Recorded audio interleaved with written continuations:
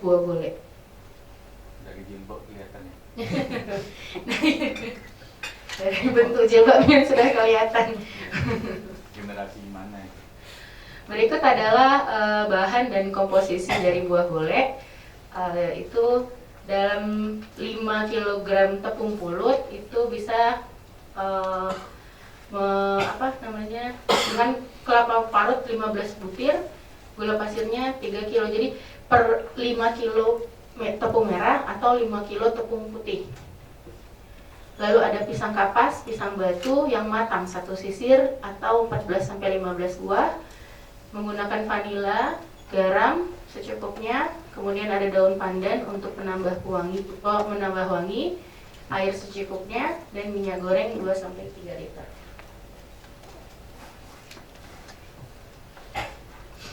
Proses pembuatan buah golek ini yang pertama adalah persiapan. Prosesnya dimulai dari membuat inti parutan kelapa yang dicampur oleh gula putih. Setelah itu, para perempuan akan memulai membuat adonan tepung pulut, baik merah maupun putih, yang akan menjadi lapisan luar dari kue. Kemudian ada pembentukan. Pembentukan ini dialas dengan tapak tangan atau daun kelapa. Daun bisa, maaf. Daripada daun kelapanya. Daun pisang, mohon maaf. Setelah adonan kuenya jadi, akan dibentuk menjadi buah golek yang akan siap digoreng. Proses ini meliputi membentuk dasar kue, mengisi dengan inti kelapa gula yang sudah dibuat tadi, kemudian digolek-golekkan di telapak tangan dan membentuk kue yang lonjong-lonjong. Kemudian prosesnya yang terakhir adalah digoreng. Jadi setelah dibentuk, kue buah golek siap digoreng hingga matang dan berwarna keemasan. Proses penggorengan ini juga membutuhkan ketelitian agar tidak terlalu gosong atau tidak terlalu lembek.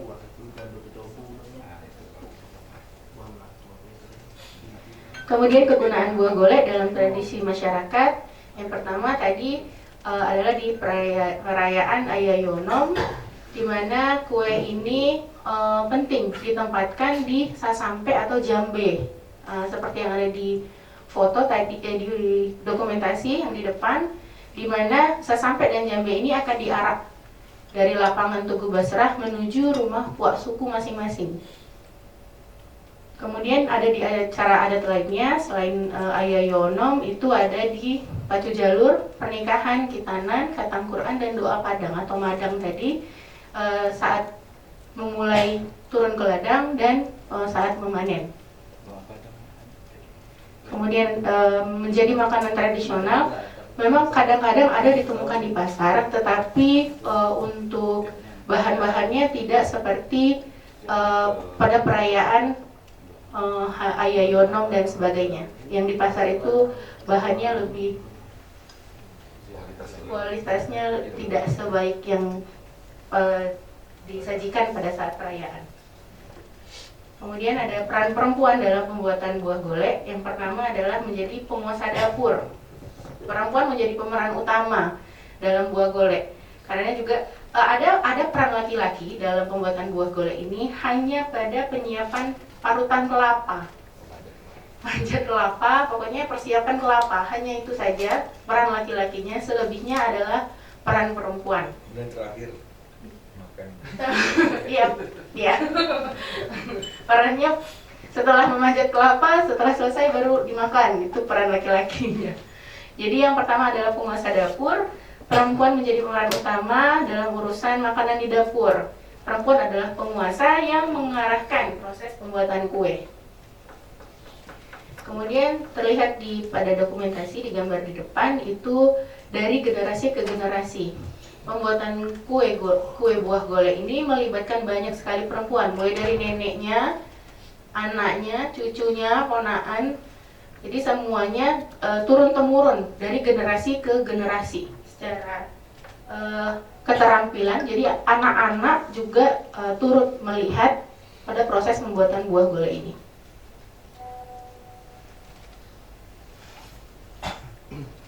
Kemudian ada kemahiran tradisional. perempuan di Kenegarian Kota Tua Basrah memiliki kemahiran yang tinggi dalam pembuatan kue buah golek, karena memang kue buah golek ini ada di setiap persukuan dan puak persukuan dan di setiap rumah. Jadi di rumah-rumah yang ada perempuannya rata-rata sudah memiliki kemahiran untuk pembuatan kue buah golek di Kota Tua Basrah. Kemudian ada 5 makna dan nilai dari buah golek. Yang pertama adalah kemakmuran dan kesuburan, di mana penggunaan tepung pulut dan dalam buah golek ini melambangkan kemakmuran, kesejahteraan, kesuburan, kesatuan, kesehatan, dan keberuntungan. Kemudian ada makna kasih sayang, di mana buah golek ini mencerminkan kasih sayang dari orang yang membuatnya, khususnya dari nenek kepada anak atau kepada cucu dan ponakan. Kemudian adanya identitas budaya yang akan menjadi kebanggaan pada masyarakat atau buat persukuan masyarakat Kenegarian Kota Tua Basrah. Kemudian ada keharmonisan sosial, di mana proses pembuatan dan penyajian buah golek ini memperkuat ikatan dan komunikasi sosial di dalam rumah, antar tetangga dan antar buat persukuan.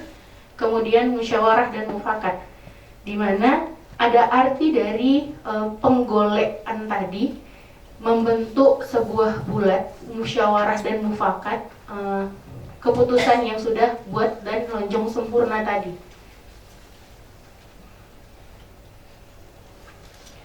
Kemudian fungsi buah golek dalam masyarakat, yang pertama adalah keselarasan, keserasian, keseimbangan dalam kehidupan bermasyarakat. Kemudian ada kebersamaan, gotong royong saat pembuatan buah golek. Lalu ada identitas budaya, di mana buah golek ini hanya ada di dalam budaya masyarakat Kenegarian Kota Tua. Kemudian juga adanya kontrol sosial, di mana pembuatan dan penyajian buah golek ini menjadi kontrol sosial untuk menjaga identitas masyarakat.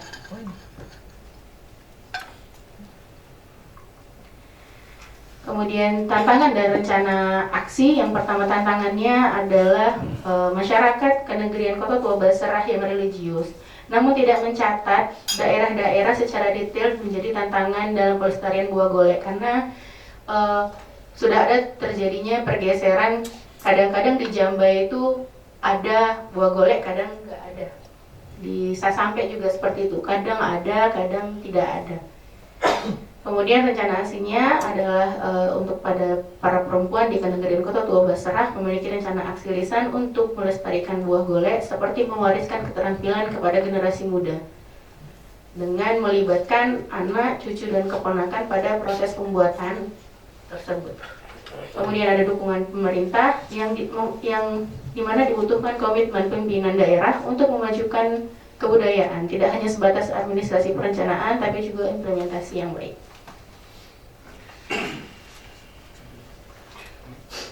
Kemudian kajian lanjut dari buah golek, yang pertama adalah rasa dan aroma yang khas. Perlu dikaji lebih dalam lagi tentang rasa dan aroma yang khas pada buah golek yang membedakan dari kue tradisional yang lain. Kemudian adalah penggunaan daun pisang, yaitu kajian tentang penggunaan bungkusan tradisional daun pisang dalam pembuatan buah golek juga perlu dilakukan. Kemudian ada doa madang, di mana doa madang ini berkembang di Kuansing dengan atau wilayah yang luas dalam hal turun madang tadi, menanam bibit atau memanen. Kemudian ada dokumentasi dan penyebaran. Hasil pendokumentasian buah golek perlu disebarluaskan melalui berbagai media sosial agar masyarakat dapat mengetahui manfaat dari tradisi ini.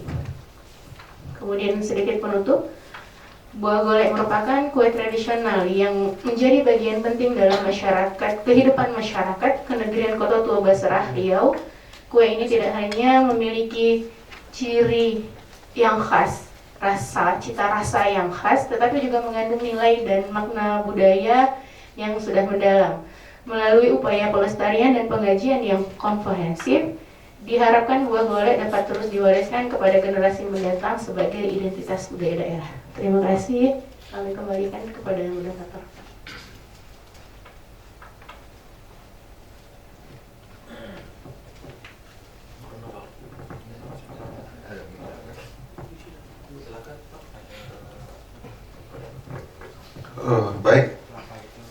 kasih mic. Nah.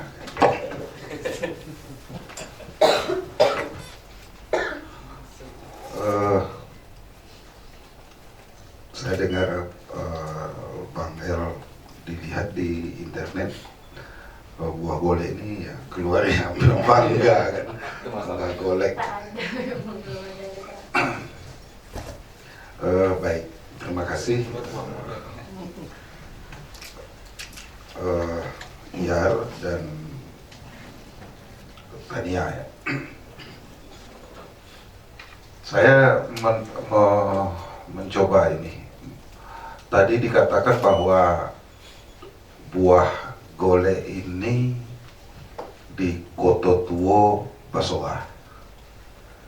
Nah, saya ingin ada aja interaktif lah namanya. Ini dijual di pasar apa tidak ya? Ya, yang dijual di pasar itu terutama di hari pasar ada, tapi itu mutunya tidak seperti mutu ketika diadakan atau disiapkan pada hari perayaan Ayayonam atau Doa Padang. Mutunya karena jualnya murah, Rp2.000. Oke, nah artinya kue buah golek ini, saya berpikir begini, karena dia hanya ada di Koto Tuo, berarti ini ada nilai-nilai sesuatu nilai yang tidak boleh dibuat oleh orang lain. Nah, tapi saya kira saya bisa bikin ini di rumah. Tidak mesti orang Basrah di Koto Tuo itu gitu. Bisa ya? Kan dia kena tulah kita. Kena pedako segala macam kan. Nah, tapi ya khususnya di Basrah Koto Tuo ini, sajian ini dilakukan pada hari raya 6. Nah,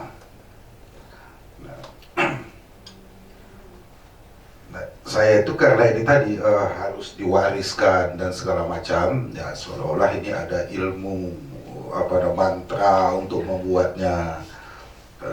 Karena kita semalam kaji jin, mana tahu turun jin pula kan, sehingga ada orang-orang tertentu khusus yang hanya boleh membuatnya. Kalau soal mutu itu kan tergantung seberapa kita ingin banyak inti di dalamnya. Kelapa digonseng dikasih gula, itu gula pasir itu. Tapi yang menarik itu, kenapa ini menjadi rebutan oleh masyarakatkah atau anak-anakkah ketika perayaan si sampai atau sasampai ya? Sasampai yang diletakkan di atas talam atau jambar itu kan, yang dijunjung di atas kepala itu. Sebenarnya itu kenapa ini menjadi rebutan? Saya pernah melihat tradisi itu yang ditaruh juga itu di bawah jalan, nanti berebutan itu mengambil makanan itu, bahkan bisa terinjak-injak orang mengambil makan. Ya, sekatenan itu. Ini kan sederhana sebetulnya. Kuenya ini kalau di tempat lain, ini kalau dikukus jadi buah melako deh. Cuma ini digoreng. Wah, Pak suka makan nanti kalau ada besok kan.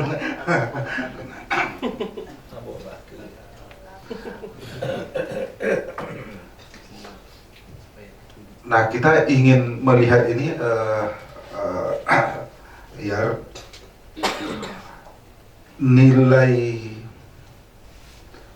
yang dia menjadi sangat bernilai di Koto Tuo itu, sehingga ini menjadi sesuatu penting dalam perayaan itu, dan tidak begitu penting di dalam perayaan-perayaan lain. Nah ini yang mungkin perlu penjelasan, tak banyak, cuma satu itu aja ya. Sama kirim dulu kan ya. Kamu lanjut deh ya. Saya siap satu ya. Coba yang mau bicara tadi. Ini kan. Ini gimana posisi buah golek ini? Buah golek di bawah yang ada sesamping. Nah, kalau saya itu dalam upacara ini bicara Upacara Hari Raya Onam. Apakah misalnya kalau tidak ada buah golek itu tak begitu penting apa itu atau tak sah kayak gitu? Oh ya. Dari perayaan Hari Raya Onam, penelitian kami yang sebelumnya mengenai sasampe dan jambai pada Hari Raya Onam, bahwa seluruh datuk yang ada di sana empat suku menyatakan bahwa tidak adanya buah golek, paniarom dan kue loyang. Sayangnya datuk sudah meninggal pula. 2 bulan kami bertanya, beliau meninggal. Katakan jika tidak ada itu rusak budaya, rusak adat.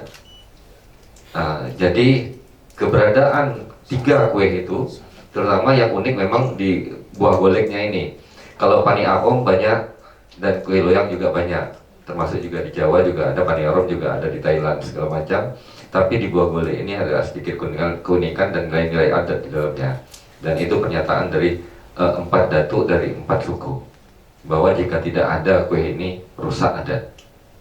Termasuk Hari Raya Onam itu jika tidak laksanakan rusak adat.